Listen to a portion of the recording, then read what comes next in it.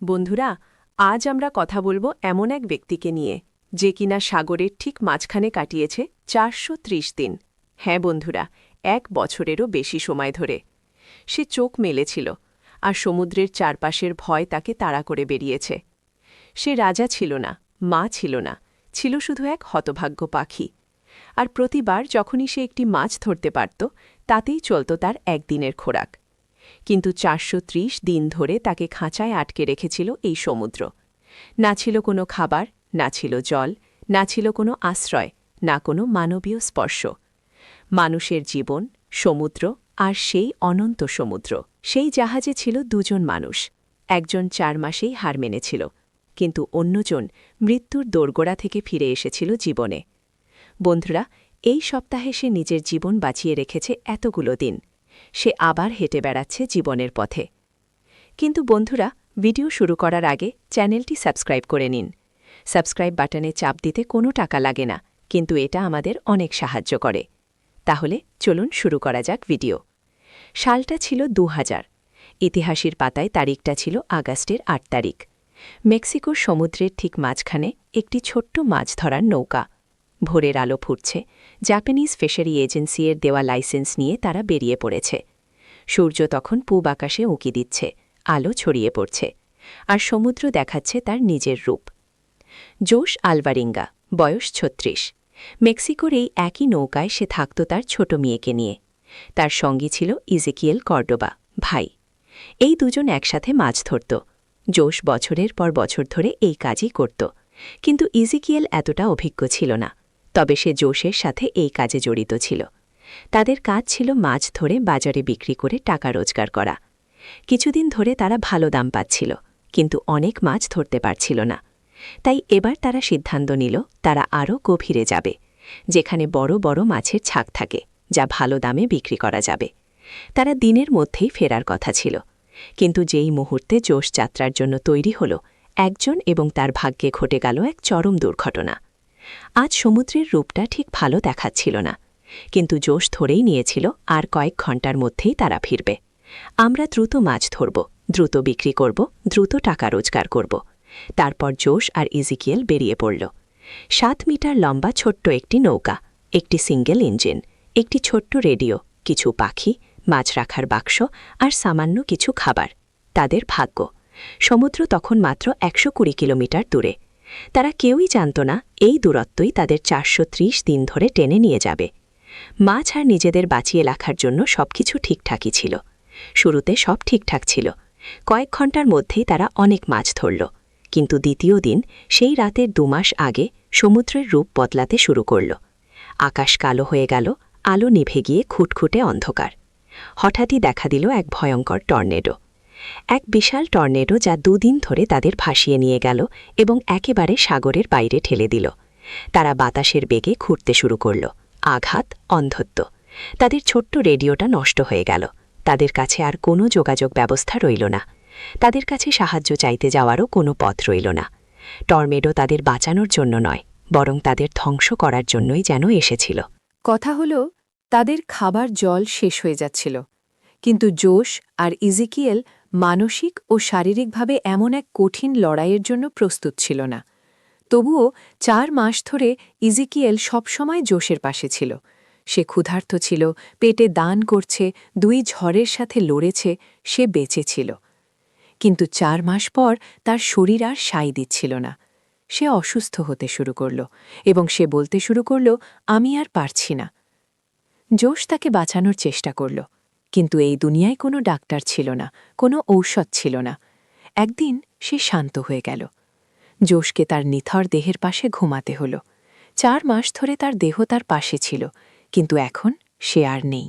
জোশ একা। জোশ জানত না সে কি স্বাভাবিক মানুষ ছিল, সে কি কোনো শিশু ছিল, নাকি বন্ধু। সে ছিল শুধু এক একা, মিথ্যা বোকা, আর তার জীবন ছিল এক ভয়ঙ্কর যন্ত্রণার নাম। কেউ জানত না সে এভাবে বেঁচে থাকার জন্য তৈরি ছিল। তার মাথায় যেন মৃত্যু নৃত্য করছিল, কিন্তু রাতগুলো ছিল আরও ভয়ঙ্কর, আর তার মন ছিল শূন্য, যেন কোনো কিছুই কাজ করছে না। সেই জাহাজে বসে থাকাটাও ছিল ভয়াবহ, এমনভাবে যেন কোনো সিনেমাই তাকে ছুঁয়ে যায়নি।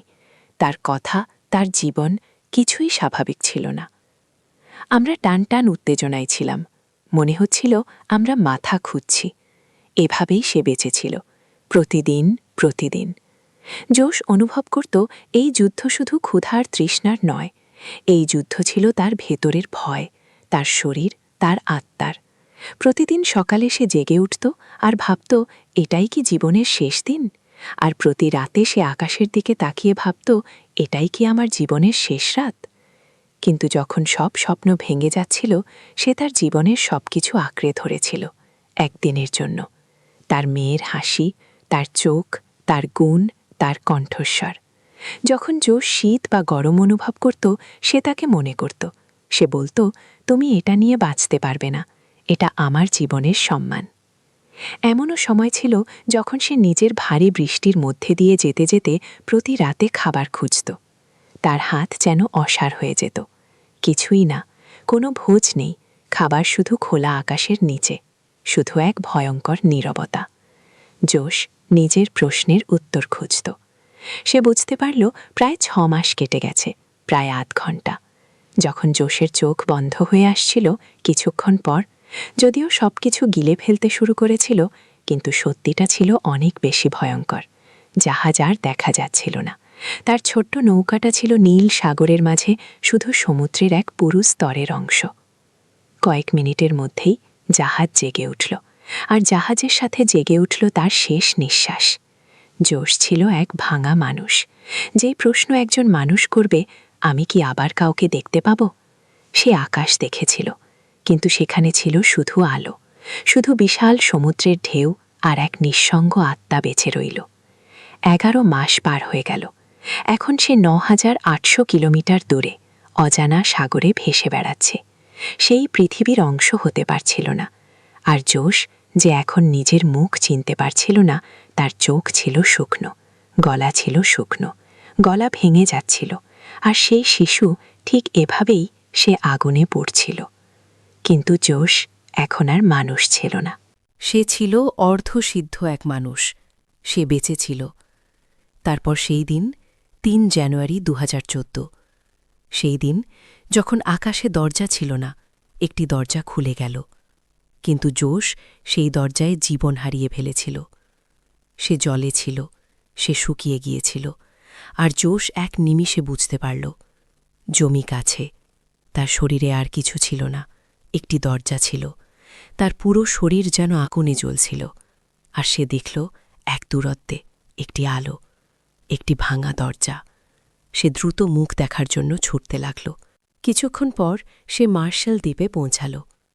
মৃত্যুর আগের রাতে সে তাকে জীবনের মন্দিরে নিয়ে যাচ্ছিল। জোশ শেষবারের মতো মন্দিরটি দেখল। আর তারপর সে জলে। প্রতিটি আলো ভেঙে গেল, গ্রাম ভেঙে গেল। সে আহত।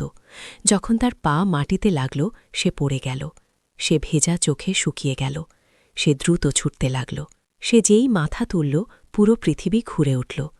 লোকেরা তাকে ঘিরে ধরল, আর সে তাদের পোশাকে পড়ে গেল। আর প্রশ্ন ছিল, এটা কে, কোথা থেকে এসেছে? তাকে হাসপাতালে নিয়ে যাওয়া হল।